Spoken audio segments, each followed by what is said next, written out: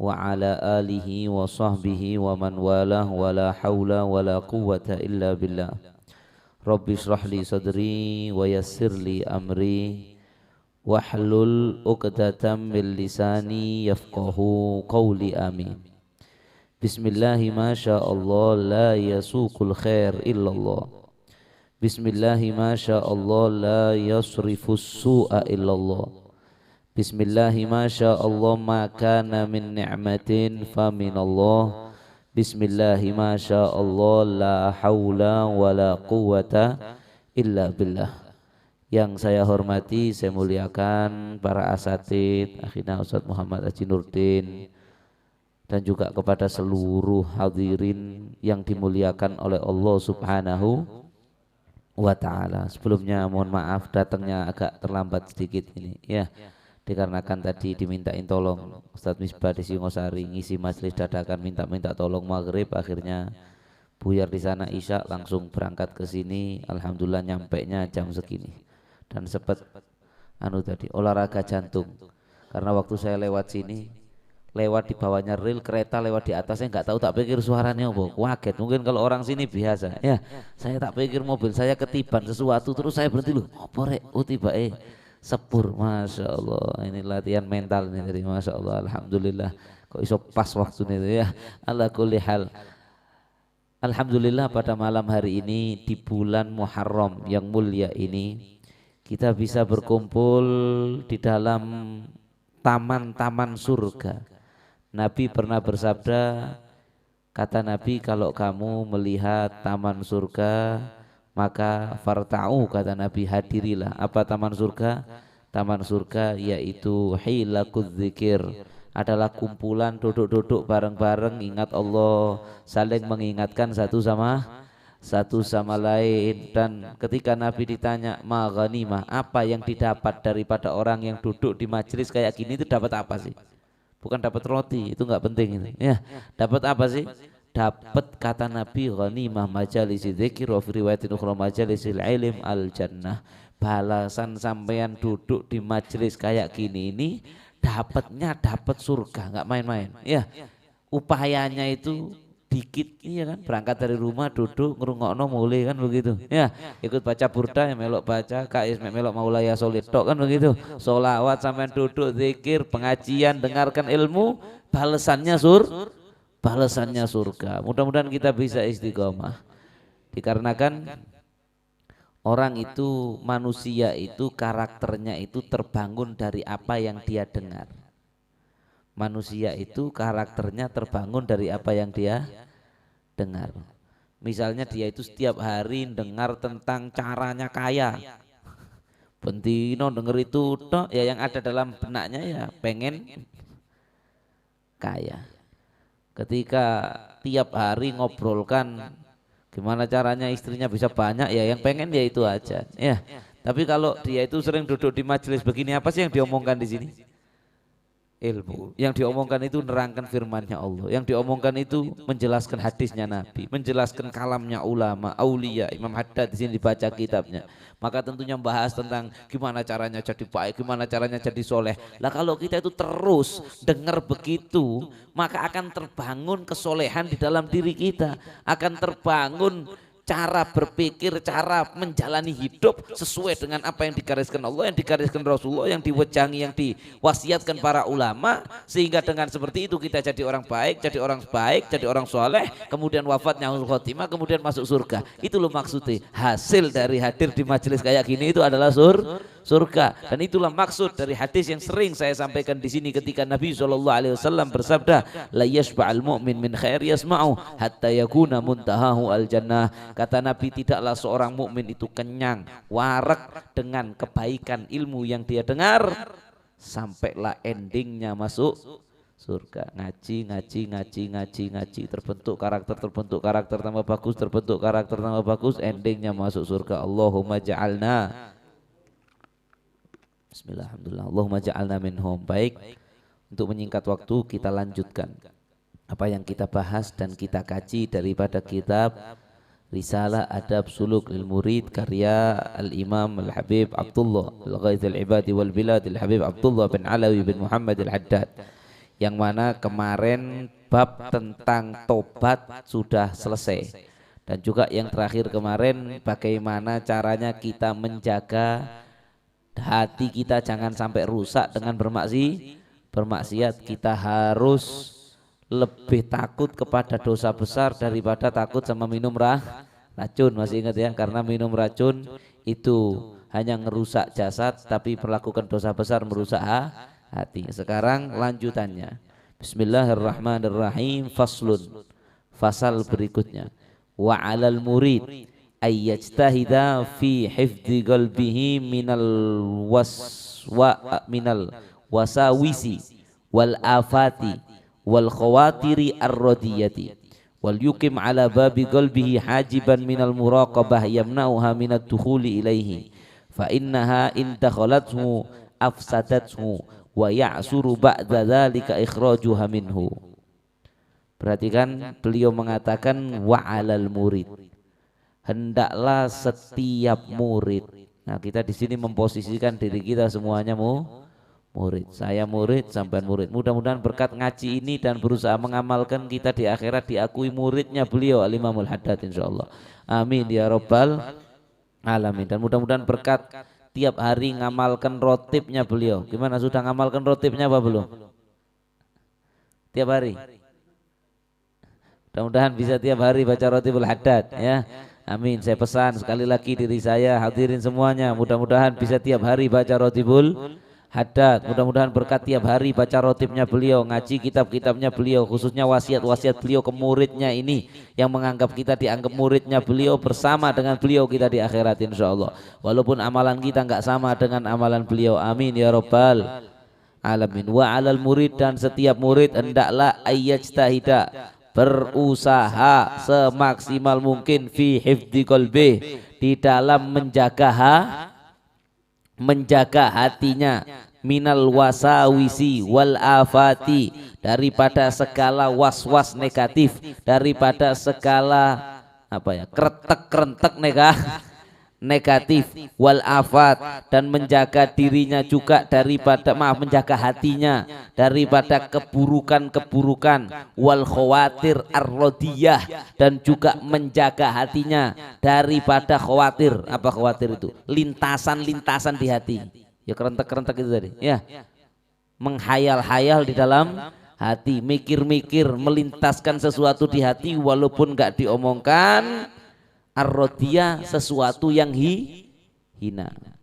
Betul, memang kita umatnya Nabi Muhammad tuh sama Allah itu dikasih keringanan, bahwa kalau sesuatu itu masih di hati belum dikeluarkan, itu belum dihitung dosa ya. Sampean menghayal zina, waduh aku pura-pura menghayal aku malam ini gini ketemu arek mari ngono, hayal tok ini kan bisa syahwat kan ya. Menghayal saja bisa syahwat. Itu kalau umatnya Nabi terdahulu itu menghayal tok itu sudah kena dosa besar, sudah kena dosa lah ala kulli hal ya. Niat melakukan kejelekan, baru niat tok itu sudah dosa. Niat malam ini saya tak jae arek iku nang sepi-sepi, atau tak jae nang hotel Uyu misalnya, naudzubillahi min zalik ya. Kemudian mau diajak zina, niat tok kalau umat zaman terdahulu sudah dihitung dosa. Tapi kita umatnya Nabi Muhammad, kalau niat jelek belum kelakon tidak ditulis dosa. Kalau sama cak temenan baru ditulis. Tapi kalau misalnya bani bocor gak situ budal, ya gak situ ditulis gak situ ditulis dosa. Tapi kalau sampean itu niat kebaikan, ya Allah saya niat nanti malam hadir pengajian, tiba-tiba bani bocor gak situ budal, tetap ditulis paha. Belingan sampean ya. Umatnya Nabi Muhammad ini semua enak tok pokoknya, ngono sik gak mlebu surga kebacut, masya Allah. Tapi walaupun itu enggak dosa, khawatir ar-radiyah, lintasan-lintasan di benak hati yang jelek itu bisa merusak kejernihan hati. Ketika sampean itu menghayal zina ya, bayang-bayang no zina, mas yo gak zina temenan, itu jelek, itu merusak hati. Wal yukim ala babi qalbihi hajiban minal muraqabah yamna'uha minad dukhuli ilaihi, dan hendaklah dia berusaha untuk menjaga pintu hatinya Jadi hati itu ada pintu. Kalau bab syahwat tadi pintunya hati itu dari mana? Dari mana? Sok apal dari mata turun dari mata turun ke hati. Makanya kata Nabiullah Isa, ada kalamnya Nabiullah Isa, iyyakum wan nadhrah fa innan nadhrah tazra fil qalbi syahwah wa kafa biha fitnah. Kata Nabi Isa, hati-hati dengan melihat dengan pandangan syahwat. Karena melihat dengan pandangan syahwat itu tazra, menanam, menandur di dalam hati syahwat. Akhirnya gara-gara ndelok tertanam dan tertandurlah dalam hati syahwat. Pertama ndelok mari ngono dibayang, iya kan? Dibayang-bayang no. Akhirnya ada syahwat untuk zina. Betul apa enggak? Iya, ada keinginan untuk zina, ada hayalan khawatir untuk zina. Nah, maka hendaklah kata beliau, seorang murid itu menjaga hatinya dari kerentek-kerentek, lintasan-lintasan yang tidak baik, pintunya dijaga. Kalau masalah syahwat, matanya berarti harus dijaga. Dijaga, jangan sampai masuk ini. Pikiran-pikiran jelek, lintasan-lintasan kotor itu jangan sampai masuk. Ketika mangkel sama orang, rasanya pingin tak kono celurit, tak patrani tak. Boleh, walaupun dia nggak boleh, tapi kan itu sudah bahaya itu. Sudah terlintas di dalam hati ingin bunuh. Sudah terlintas dalam hati, coba ya, aku mlebu nang omahe tanggoku tak pewenek, iku tak jebol lemari ini duwe wake tak jupuk. Walaupun dia nggak ngelakukan karena takut, akan tetapi paling tidak sudah ada terlintas. Kok terlintas di hatimu pikiran jelek, mau nyuri ya hartanya orang lain, atau misalnya lihat perempuan, iki tonggoku iki misalnya tak sekep, tak bius, terus tak perkosa misalnya, naudzubillah min dzalik, enak misalnya gitu. Ya, itu kan berarti sudah Victor ya. Sudah, kok bisa hatimu itu kemasukan pikiran kotor kayak gitu. Nah, ini sudah, kalau jangan gitu maksudnya, ada jangan sampai. Maka sebelum itu masuk ke dalam hatimu, yang mana kemarin kita sudah bahas, hati itu adalah roksumal, hati itu adalah modal daripada seseorang hamba bisa selamat di akhirat, bisa dapat ridhonya Allah, bisa selamat dari murkanya Allah. Modalnya adalah qalbun salim, yauma la yanfa'u malun wala banun illa man atallaha biqalbin salim. Maka hendaklah harus ada pengawasan khusus dari diri sendiri. Kalau sudah mau mulai masuk pikiran-pikiran jelek, langsung astagfirullah, buang setan kali kon, auzubillahi minasyaitonir. Karena kadang-kadang pikiran itu ya dari nafsu, ya dari alladzi yuwaswisu fi sudur. Setan itu bisa yuwaswis, bisik-bisik di dalam hati. Kadang-kadang saya ngomong, iku coba dibius, itu tadi kadang bukan pikiran kita sendiri. Kadang-kadang setan kepalanya nempel di hati kita, ngomong ya, nggak ada suaranya tapi pesannya sampai. Bib, apa ada Bib? Nggak ada suara, pesannya sampai. Ada lah, WA kuliah di silent HP sampean. Ya, masya Allah. Walaupun gak ada suara, pesannya pesannya sampai. Setan itu juga canggih, bisi sampean suaranya gak ono. Tiba-tiba, dek, terbersit hatiku ingin menelponmu. Gimana kalau kita besok jalan-jalan? Nah, ini setan ini. Ya lek bojo dhewe jak jalan-jalan gak apa-apa, bojo wong jak jalan-jalan. Naudzubillah min dzalik. Maka dari itu hendaklah ada muraqabah, penjagaan khusus ketika sudah mulai mau masuk pikiran-pikiran jelek, lintasan-lintasan jelek mau masuk ke dalam hati. Saya ibaratkan hati itu rumah, mau masuk itu barang jelek ke dalam rumah kita. Ini yang paling penting, ini aset terpenting kita, aset paling berharga kita adalah hati. Begitu yang jelek mau masuk, harus dijaga, ditendang, jangan sampai masuk dan jangan sampai menguasai hati. Soalnya nanti kalau sudah hati itu dikuasai sama pikiran jelek, lama-lama kecemplung. Iya Banda? Iya. Waktu mikir bayang zina itu lama-lama terjerumus dia. Paling tidak mendekati. Nauzubillahi min dzalik. Dan hati yang harusnya itu bisa menikmati lezatnya ibadah, hati yang harusnya itu bisa menikmati cinta Rasulullah, cinta kepada Allah, cinta sahabat, cinta ahlul bait, cinta pada kebaikan, hati yang harusnya tenang akhirnya kacau, akhirnya nggak bisa merasakan mahjub, terhalang daripada bisa merasakan kelezatan itu karena ada ya ini tadi ya wasawis wal afat wal khawatir ar-radiyah, dikarenakan adanya pikiran-pikiran atau lintasan-lintasan jelek yang ada di dalam hati tadi.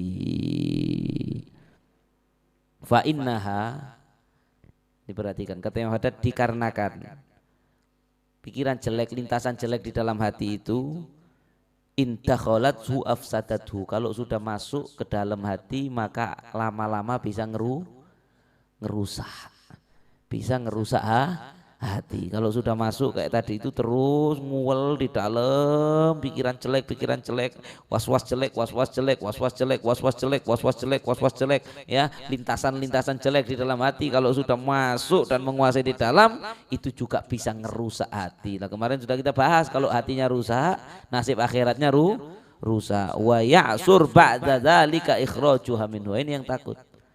Dan kalau sudah masuk dan ngerusak di dalam, ngeluarkannya itu sulit. Mau ngeluarkan dan ngusir, bersihkan betul-betul ini nggak mudah. Kalau dia sudah terlanjur masuk, bukan berarti nggak bisa loh ya, bisa. Bersihkan lagi yang hati kotor, yang sudah was-was jelek-jelek tadi, kotor apa, pikiran-pikiran jelek menguasai hati, ngeluarkan lagi bisa, tapi sulit. Mending jangan dibolehi masuk daripada nanti sampean sulit mengeluar. Jelas ya, mending jangan dibiarkan masuk. Sekarang saya kasih contoh, ada air ini, banjir, mau masuk rumah, bisa dicegat di tembok, tapi bisa dibiarkan masuk, juga bisa diperseni mari ini. Milih mana sama? Jelas, mending di tembok, airnya nggak masuk, capek dikit nggak apa-apa, ya. Mungkin hujan-hujan ke depan rumah, bawa pasir ditempati. Ayo, sing pengalaman kebanjiran, jarang banjir tadi gini tuh, ya, masya Allah. Pak karung dikasih pasir, diangkat, ditumpuk di depan rumahnya. Ya memang rotok capek, ya, tapi nggak apa-apa, capek sedikit. Kemudian air itu nggak jadi masuk rumah, tapi ada yang malas, bapak wes untuk melbu ya dipel, begitu, ya. Akhirnya masuk air campur lumpur. Setelah itu dia harus bersihkan. Saya mau tanya, mana yang lebih susah? Bersihkan rumah yang penuh lumpur tadi sama nembok? Susahan bersihkan, capean bersihkan. Begitu juga hati, ketika was-was pikiran-pikiran kotor itu mau masuk, kita cegat dulu. Ya mungkin rotok kesel, nyegat terus, ya, nyegat, astagfirullah, jangan masuk, jangan mikir itu, jangan ditutno, ya, jangan ditutno, dilawan, dibuat mikir yang lain, dibuat zikir, buat mikir, ingat-ingat sesuatu yang positif, dibuang. Itu memang agak capek, tapi lebih capek lagi kalau sudah kadung pikiran kotor itu tadi, lintasan-lintasan kotor dan hina itu masuk ke dalam hati, sudah menguasai hati, kemudian mau sampai bersihkan, bisa, tapi rodok sulit, untuk ngepel ibaratnya, masya Allah, lebih capek, lebih sulit. Wal yubaligh fi tanqiyati qalbihi alladhi huwa mawdhi'u nadhar rabbih minal mail ila syahawati dunia. Nah, ini yang berat ini ya. Mudah-mudahan kita semuanya bisa. Jadi ngaji ini kan belajar jadi wali kan saya bilang ya. Kalau dilakoni semuanya insya Allah bisa jadi wali. Kata Imam Haddad, hendaklah setiap murid berusaha untuk membersihkan hatinya, menjaga hatinya tadi, yang mana hati itu adalah tempat di mana Allah Tuhannya melihat dia. Allah itu nilai kita dari mana? Jadi Allah itu kalau nilai orang itu bukan dari perbuatannya luarnya, dilihat langsung ke dalam hatinya. Bayangkan Allah itu nilai itu, apa kita tidak malu kadang-kadang kalau menghayal yang tidak ya. Kalau kita tadi kepingin misalnya tadi berhayal merkosa orang, loh itu Allah tahu loh, kamu nggak malu ya. Allah lihat itu loh, innallaha alimun bidzatis sudur, dan Allah menilai kamu dari dalam hatimu. Kamu apa nggak malu kok punya pikiran kayak gitu, kok punya lintasan di hati kayak gitu? Apa kamu nggak malu, nggak minta maaf sama Allah? Hendaklah seorang murid betul-betul dijaga kebersihan hatinya tadi, karena itu adalah tempatnya Allah melihat dan menilai dia. Innallaha la yanzuru ila ajsamikum wala ila a'malikum. Allah tidak melihat wajah jasad kalian, wala ila suwarikum, wajah kalian ganteng gak ganteng, ya, tidak melihat amalan zahir kalian, rukuk kalian, sujud kalian, bukan itu yang dinilai sama Allah, tapi Allah melihat walakin yanzuru ila qulubikum wa niyyatikum, tapi yang dilihat oleh Allah adalah dalam hatimu, isi hatimu dan niat yang ada dalam hatimu itu yang dinilai. Nah, ini tapi jangan salah sangka, sekali lagi saya sampaikan. Lek ngono Bib, sing penting atine apik Mas, ya gak sembayang gak popo, itu bosok hatimu kalau kayak gitu. Ndak ada ceritanya hati bagus kok berani nggak sholat. Kalau hatimu bagus pasti hatimu akan takut. Waduh, kalau nggak sholat saya dosa. Hatimu mendorong kamu untuk sholat. Kok kamu berani nggak sholat? Berarti hatimu bosok. Ya Bib, mending gak jilbaban, sing penting hatinya apik timbang jilbaban hatinya bosok. Ya kamu itu yang bosok ketika kamu itu berani tidak pakai perempuan berani buka aurat, itu berarti hatinya jelek kok masih merasa lebih baik dari yang menutup aurat. Kelas ya. Dan menjaga hatinya minal mail ila syahawatid dunia, dan menjaga hatinya daripada condong, cenderung, dominan hanya dipenuhi dengan syahwat-syahwat dunia. Apa aja sih syahwat dunia itu? Ya banyak. Syahwat perut, makan. Ya. Jangan sampai hatiku mek mingir makan. Dan naudzubillah orang itu yang ada di hatinya itu, waduh nanti engko iki KFC.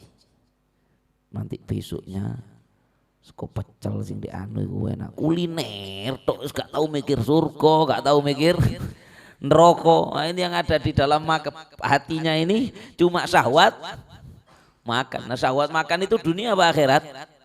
Dunia. Satu syahwat makan, kedua syahwat uang. Ya, sing ono dalam pikirannya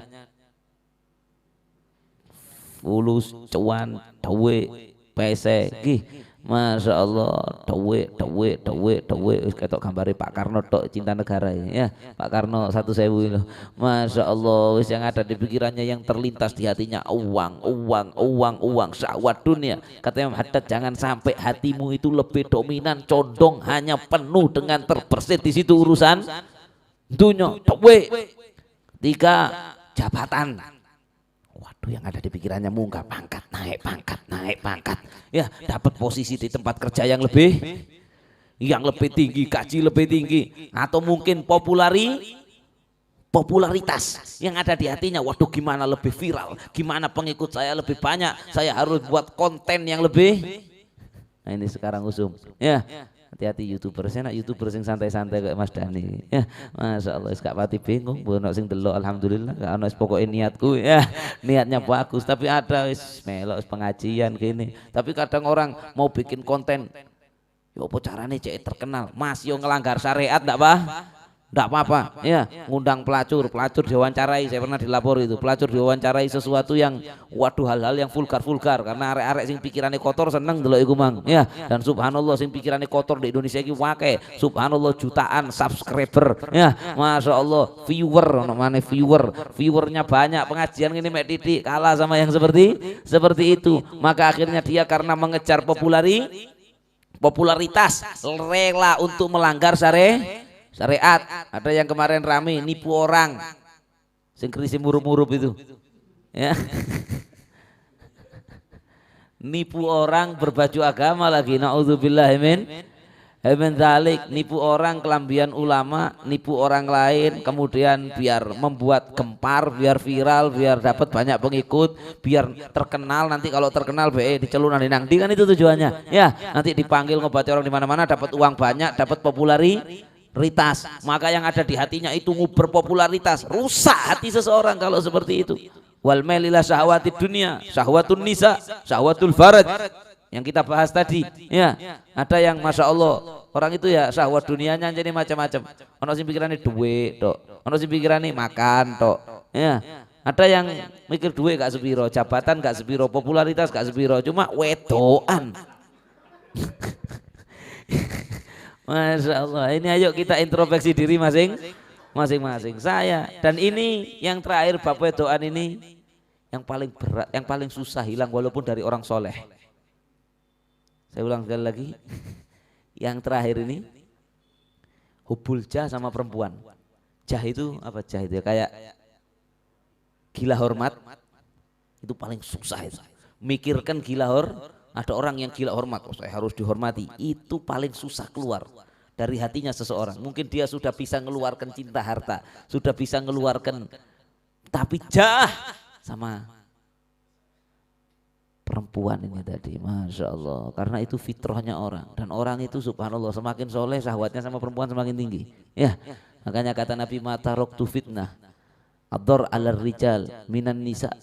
Kata Nabi tidak ada fitnah yang lebih berbahaya bagi umatku yang laki-laki melebihi daripada fitnah perempuan. Kau nak mana wis? Sampean tanya Pak orang-orang kiai-kiai wong alim-alim habib-habib itu. Ya. Saya wis, ya, saya gak alim gak soleh. Tapi saya itu kalau sampean iming-iming sama khomer, insya Allah sampai lambe sampean lede, saya itu nggak ada tertarik sama sekali untuk minum khomer. Jangankan untuk minum, tertarik loh. Mungkin sampean ngomong sama saya tentang nikmatnya nyabu, ya, sampai cangkem sampean lede, saya itu tidak ada rasa tertarik untuk nyabu. Ketika sampean membilang kepada saya, ngajak saya mencuri, nyuri uangnya orang, ya, itu tidak akan terbersit di hati saya kepingin nyuri. Saya sudah wis aja nih gak gelem, banyak orang tak mau. Tapi sampean gak ngomong bab perempuan masih ada rasa tertarik. Ya, masih ada. Ojo diming-iming, gak diming-iming, teriming-iming dewe. Ya, dan ini masya Allah, dan ini saya sampaikan sebagai peringatan untuk kita. Kok Habib, kok Kiai, Nabi loh. Siapa? Ya apa ceritanya Nabi Yusuf itu? Nabi loh, Nabi Yusuf itu. Tutuk Cak Yusuf arek jalan Juanda sini bukan. Ya, Nabi Yusuf. Apa kata Allah? Allah menceritakan Nabi Yusuf waktu digoda sama Zulaikha, cantik Zulaikha. Ya, dari kudu arek gak sepiro ayu yo, gak pati tertarik ya masuk akal. Ini Zulaikha cantik.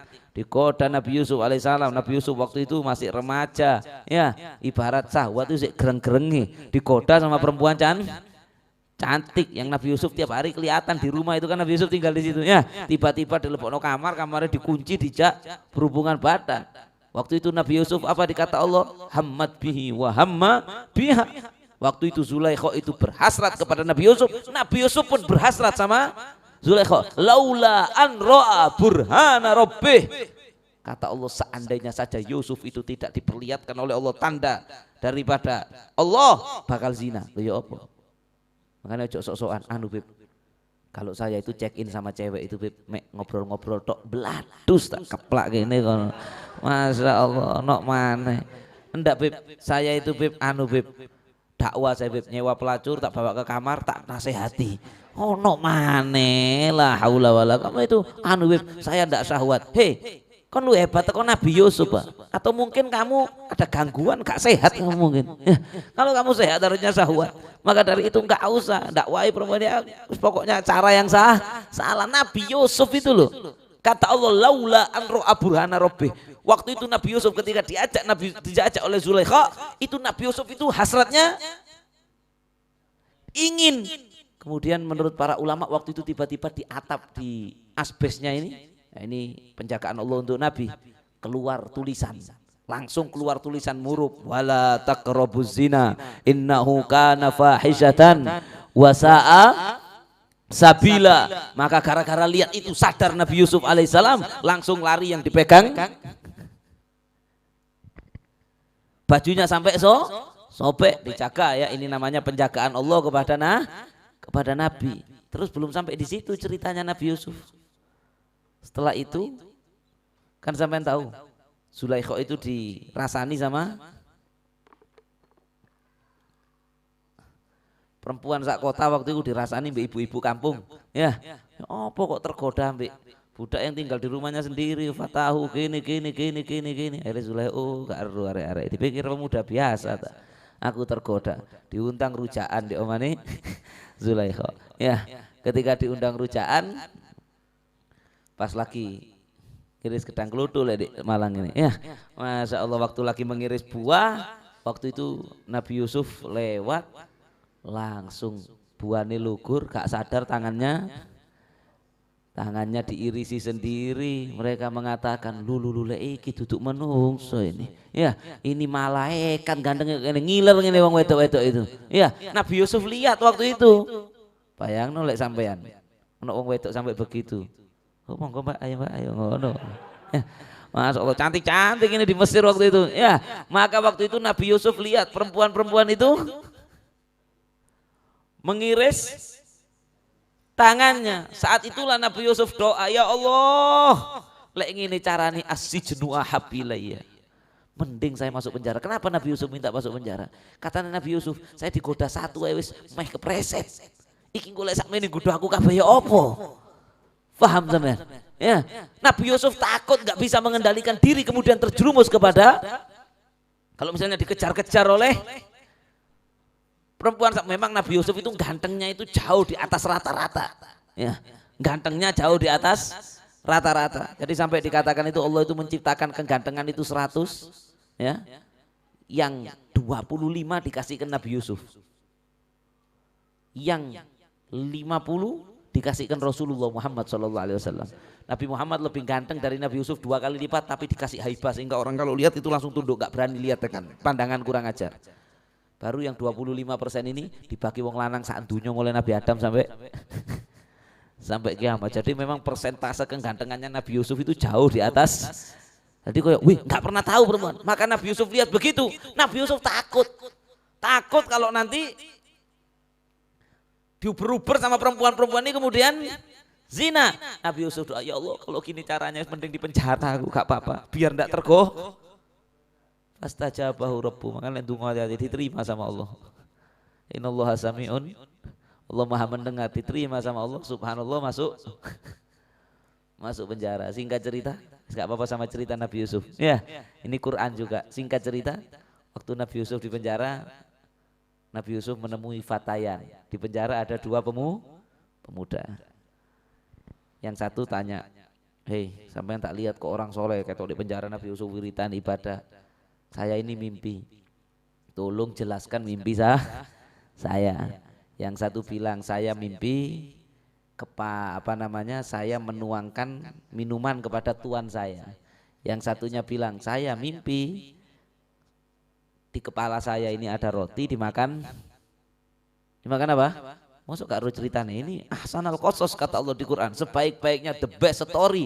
Allah menyebutkan kami wahai Muhammad menceritakan kepada kamu dengan sebaik-baiknya semenarik-menariknya cerita, ya, yang ada di Quran. Sampai ada suratnya sendiri namanya surat Yusuf. Akhirnya waktu itu yang satu bilang di atas kepala saya ada roti, saya mimpi di atas kepala saya ada roti dimakan burung. Itu Nabi Yusuf sebelum jawab dakwah dulu. Ini menunjukkan, lihat, Nabi Yusuf sebelum jawab mimpinya itu Nabi Yusuf menjelaskan dulu bahwa Tuhan kita itu adalah Allah, kalian harus nyembah Allah. Setelah dakwah Nabi Yusuf bilang, adapun kamu bentar lagi bakal, yang mimpi nuangkan minuman, kamu bakal bebas dari penjara ini dan kembali ke tugas kamu nuangkan minuman kepada raja.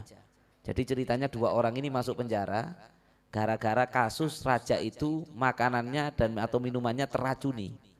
Tapi raja belum minum, belum makan, dicoba sama ada pencicipnya mati. Ya, akhirnya tertuduh itu atau yang buat makan atau yang nuangkan minum, dua-duanya di penjara. Ternyata yang racun tuh yang ngasih makan. Lah yang ngasih makan tuh yang mimpi ada roti di atas kepalanya dimakan burung. Yang katanya mimpi, ternyata dia nggak mimpi, bohong. Ya, yang nuang minuman itu sebenarnya nggak ngeracun. Maka kata Nabi Yusuf, kamu bakal bebas dan kamu bakal kembali kepada profesi kamu menuangkan minuman kepada raja. Terus Nabi Yusuf bilang, tolong ya, kalau kamu bebas nanti sebutkan kepada raja tentang saya, sampaikan tentang saya. Maksudnya biar Nabi Yusuf dibebas, mungkin sudah sekian lama di penjara. Oh iya, adapun kamu, kata Nabi Yusuf, kamu bakal dihukum mati. Kamu bakal dihukum mati, kamu bakal disalib. Kemudian nanti bangkaimu itu enggak diambil-ambil sampai kepalamu dimakani burung pemakan bangkai, dipatoki sampai lubang kepala kamu. Begitu dia ngomongin ngono keweden, dia bilang, enggak, saat temennya aku gak mimpi. Kepala saya tadi ada rotinya dimakan, saya gak mimpi begitu kok. Saya tadi cuma saking nganggur sing iki cerita mimpi aku ya kepingin, akhirnya aku ngarang-ngarang mimpi. Apa kata Nabi Yusuf? Qudiyal amr alladzi tastaftiyan. Kata Nabi Yusuf, sudah terlanjur diputuskan oleh Allah, takdir apa yang kamu makanya orang itu nggak boleh bohong, ngarang-ngarang mimpi. Kedua, kalau mimpi buruk nggak usah ceritakan. Sampai mimpi buruk, Beb, saya mimpi, Beb, saya ketabrak sepur, nggak usah cerita sama orang. Wis iku mek mimpi teko setan, auzubillahi minhu, ya Allah saya berlindung dari dia. Sebagian ulama mengajarkan kayak pura-pura ngidu ojo ngidu temenan. Pura-pura ngidu ke kiri 3 kali. Ojo engko ngene moro cuik bojo sampean di pinggir seakan. Ya, moro kaya kena udan. Sudah, la yaduruk insyaallah enggak ada apa-apa dalam kehidupan nyata. Sudah. Saya mau membahas kepada cerita lanjutannya yang berhubungan dengan tema yang saya sampaikan ini. Akhirnya yang mimpi nuangkan minuman itu bebas. Subhanallah, tapi ketika dia nuangkan minuman dia dibuat lupa oleh setan. Lali gak cerita tentang Nabi Yusuf kepada raja. Bid'ah sinin sampai beberapa tahun, bagian ulama mengatakan sekitar 7 tahun. Jadi enggak sebentar. Lupanya itu 7 tahun. Nabi Yusuf di mana 7 tahun? Di penjara 7 tahun. Setelah 7 tahun si raja ini mimpi. Panjang kalau saya ceritakan mimpinya kok bocor dewe di surat Yusuf. Ya, raja mimpi lihat sapi gini. Raja tanya siapa yang bisa mentafsiri mimpi saya. Baru eling sih. Anak ini loh di penjara itu Yusuf itu. Saya dulu itu sudah ditafsir mimpi saya, mimpi nuangkan minuman, subhanallah saya bebas. Ya, dan yang teman yang satu lagi itu dia cocok gini. Raja baru, oh Yusuf itu arek api ya. Lali kelalen di penjara betung tahun. Akhirnya panggil datang ke sini. Datang dia ke Nabi Yusuf. Nabi Yusuf nyampaikan dulu tentang mimpinya raja itu begini bakal terjadi paceklik panjang lah. Ya, akhirnya raja bilang bebaskan. Waktu mau dibebaskan apa katanya Nabi Yusuf? Nabi Yusuf tanya, ma balun niswa allati qata'na aydiyahunna. Iki mari di penjara betung tahun loh. Kata Nabi Yusuf, bentar, saya ya kepingin bebas. Cuma saya mau tanya, gimana keadaannya cewek-cewek yang waktu lihat saya ngiris jarinya sendiri. Kalau itu masih mau ngejar-ngejar saya, takut saya nggak mau bebas dari sini. Oh aman, kondusif. Baru Nabi Yusuf keluar. Sudah tobat semua, ternyata termasuk Zulaikha tobat dan sampai akhirnya diperistri oleh Nabi Yusuf. Dan luar biasanya Siti Zulaikha itu ketika sudah diperistri sama Nabi Yusuf, akhirnya menikmati ibadah. Sampai itu kalau malam tanya sama Nabi Yusuf, sampai ada hajat mau tidur sama saya apa enggak? Kalau enggak saya mau ibadah. Oh enggak, ibadah, lebih senang ibadah daripada yang dulunya ngejar-ngejar. Masya Allah. Ya, apa yang ingin saya sampaikan dari sini? Bahwasannya mail ila syahwatid dunia, hati yang condong kepada syahwat dunia, hati yang dipenuhi dengan kecenderungan untuk memikirkan dunia. Di antara yang paling susah keluar adalah masalah mikir perempuan. Tapi ya harus berusaha kita. Ya, harus berusaha, jangan sampai hati kita mikir wetoan syahwat, jangan. Ya, nanti juga itu bisa merusak hati kita. Nah, gimana cara mengeluarkannya? Ya menjaga pandangan. Gimana cara mengeluarkannya? Bagi yang jomblo dengan menikah. Bagi yang sudah punya istri dengan memperbanyak frekuensi hubungan suami istri. Betul. Karena syahwat itu semakin tidak tersalur, maka dia akan banyak pikiran nanti ke situ. Ya. Tapi ketika syahwat tadi ada pikiran jelek, kemudian dia kumpul sama istrinya, syahwatnya keluar, maka pikiran ke arah situ akan berkurang. Makanya kata Nabi, innal mar'ah idza akbalat ala surati syaitan. Kata Nabi, perempuan itu kalau laki nampang kepada laki-laki, dia itu nampang ada di situ suratus syaitan, keindahan paras yang dipaesi setan. Itulah kenapa sampean kalau lihat orang di jalan lebih menarik dari lihat istri sendiri. Karena yang cilalan itu dipaesi dirias sama setan.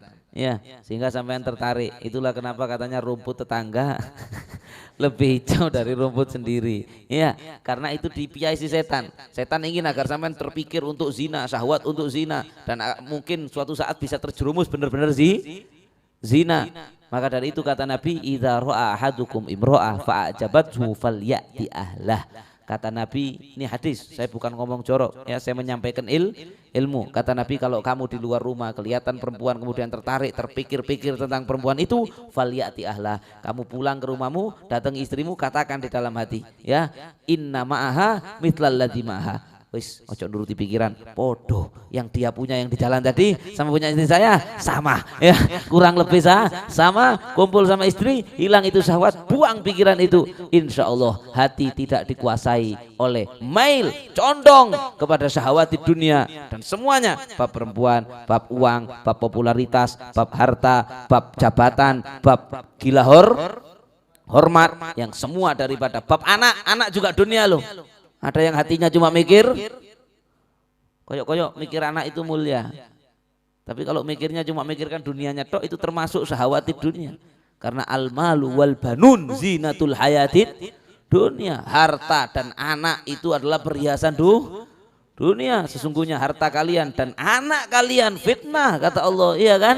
Ya, wala jangan sampai yulik, jangan sampai membuat kamu lalai kepada Allah. Hartamu, anakmu, jangan sampai hati kita itu, maksudnya ini sibuk mikir. Saya itu fokus mikir masa depannya anak, tapi masa depan dunia, bukan masa depan akhirat. Coba mikir masa depan akhiratnya anak itu bagus, ya. Tapi yang dipikir Beb, ini untuk cagerane anakku, nggak aku gak ono harta, waduh anak itu juga dunia. Ayo hati kita dikurangi, kalau dikosongi koyo rodok berat. Ya bisa kok jadi wali, kok cepet jadi wali sampean kok ya. Tapi paling tidak sementara sebelum nanti itu ngosongi, saya soalnya belum kosong juga. Ayo frekuensi fokus terhadap lintasan-lintasan pikiran dunia di dalam hati dikurangi. Ayo coba ditingkatkan hati ini untuk mikir perkara akhirat.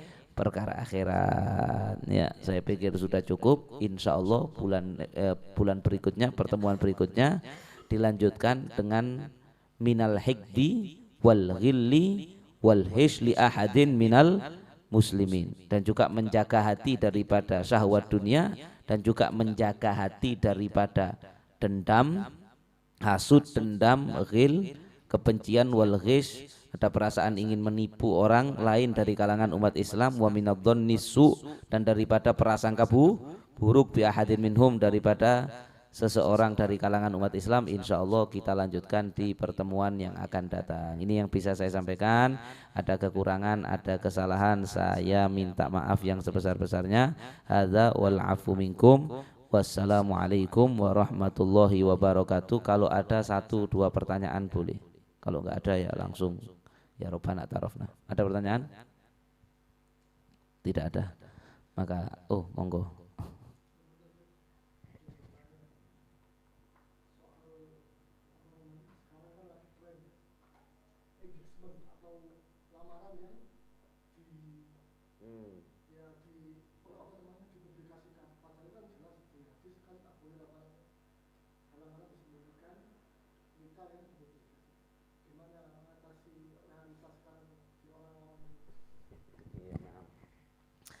Masya Allah. Begini ya, lamaran itu kalau sampai berlebih-lebihan, saya tidak melarang selagi itu masih dalam tahap wajar, ya, dalam tahap wajar. Saya nggak tahu ya kalau ada hadis masalah menyembunyikan lamaran. Saya pribadi belum pernah tahu. Bukan berarti saya katakan hadisnya nggak ada. Saya nggak tahu. Nanti saya mau lihat. Tapi kalau mengumumkan pernikahan itu memang saya tahu hadisnya. A'linun nikah, umumkanlah pernikahan. Adapun menyembunyikan lamaran, saya pribadi belum tahu. Nanti saya diskusi sama sampean, saya lihat hadisnya. Ya, tapi betul itu adalah sesuatu yang negatif. Ya, ketika orang itu lamaran itu lebihan, kemudian dipajang dengan begini-begini, itu efek negatifnya apa? Efek negatifnya mempersusah pernikahan bagi lelaki lain. Nanti perempuan lain itu ketika orang dilamar kayak gitu, perempuan yang lain itu berharap nanti saya kalau nikah ya harus dilamar kayak gini. Sedangkan yang ngelamar kamu kan kemampuan ekonominya belum tentu sama yang ngelamar temenmu. Jelas.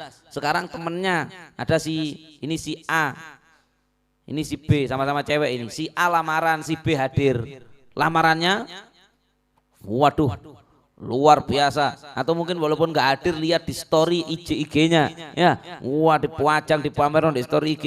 Ini lamarannya kayak begini. Akhirnya si B ini, wah saya nanti juga harus dilamar kayak gini. Akhirnya nanti dia menetapkan satu standar kepada calon suaminya. Kamu kalau ngelamar saya harus kayak gini. Akhirnya calon suaminya bilang, waduh lek urusannya ngelamar kayak ngono, gak ngelamar kono, ngelamar liane. Ya, akhirnya kon gak payu rabi. Ya, gara-gara apa? Gara-gara lamaran yang terlalu wah dan dipamer-pamerkan tadi. Kedua, walaupun tidak berharap dari si perempuan, tercipta satu standar di masyarakat pada akhirnya. Kalau mau nikah itu harus gini. Kalau nggak gini nggak bisa nikah. Kalau nggak ngelamar yang kayak gini nggak memenuhi syarat.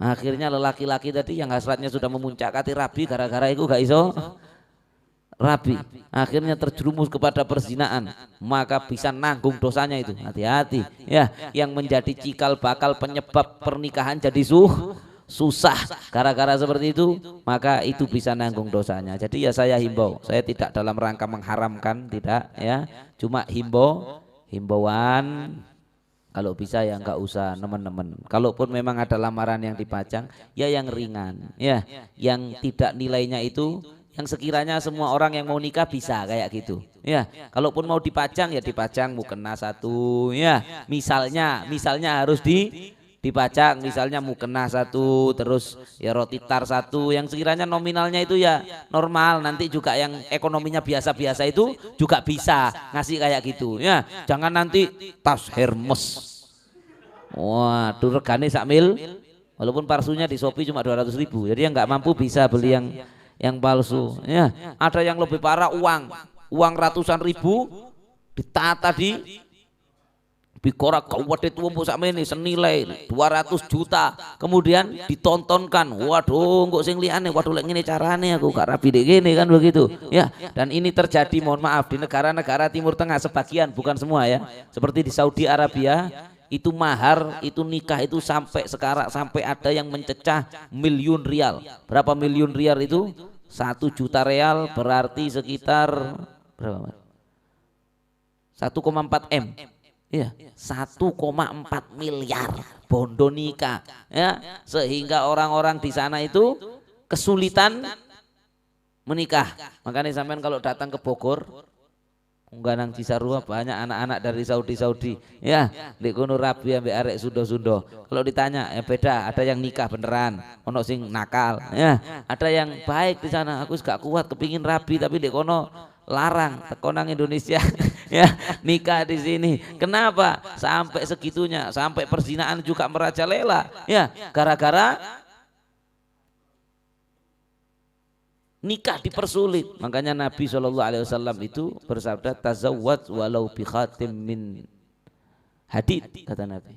Nikahlah kamu kalau sudah sahabat kamu ingin nikah, nikahlah walaupun hanya dengan mahar cincin dari besi. Piro regane cincin dari besi. Dan Nabi mengatakan sebaik-baik perempuan adalah yang tidak mensyaratkan mahar terlalu besar kepada lelaki. Wis yang penting arek soleh bertakwa, dikei mahar piro sak karep Mas. Ya, kemudian yang laki-laki kalaupun kaya, mau ngasih lamaran banyak boleh enggak sih? Bagus. Bagus. Ketika seorang lelaki, calon lelakinya ini kaya, nuting-nuting ini mudah-mudahan amin ya rabbal alamin ya. Misalnya seorang lelakinya kaya, mau ngelamar perempuan, mau ngasih lamaran besar, bagus, tapi nggak usah dipublish. Ngerti? Yang dipublish cukup biasa tadi, mukena apa roti biasa, kemudian singgitno kartu ATM. Nah, bisa kan? Ya, kartu ATM singgitno jangan ada yang tahu. Ojo engko dipajang kartu ATM dihiasi ditulis senilai 50 juta. Ya padha koro. Ya, sembunyikan, nggak ada yang tahu. Ketika sudah pulang, calon besan suruh ngomong, itu di dalam ada ATM, passwordnya ini, ada uangnya 100 juta misalnya buat nanti acara. Loh ya bagus ya, tapi kan tidak membuat orang lain tahu. Itu juga si pihak yang dilamar juga nggak usah cerita-cerita, ojo ember ya, nggak usah cerita-cerita, anu anakku lu kelamar no duit 100 juta ya, jangan. Akhirnya nanti ibunya orang lain juga gitu, kok anakku ya kudu 100 juta. Akhirnya ketika anaknya dilamar cuma 10 juta, alah kok gak koyo anak iku, ada di masalah akhirnya ya. Jadi nggak usah dipublika, lebih baik, saya tidak mengatakan haram, tapi lebih baik seperti itu ya, sehingga tidak mempersulit pernikahan. Karena mempersulit pernikahan membuka jalan menuju, membuka gerbang zinaan, mempersulit pernikahan, membuka gerbang perzinaan, mempermudah pernikahan adalah menutup gerbang menuju perzinaan. Setan itu paling mangkel kalau orang itu gampang menikah. Ya, bujangan deret moro muda nikah.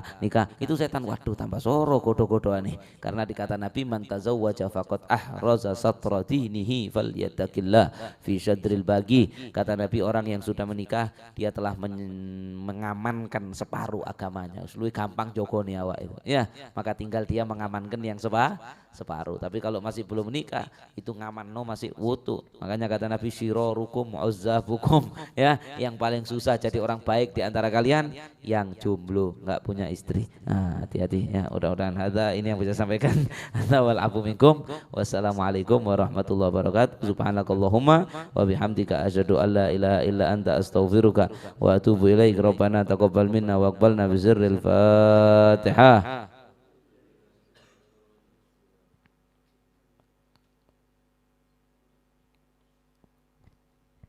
Alhamdulillah.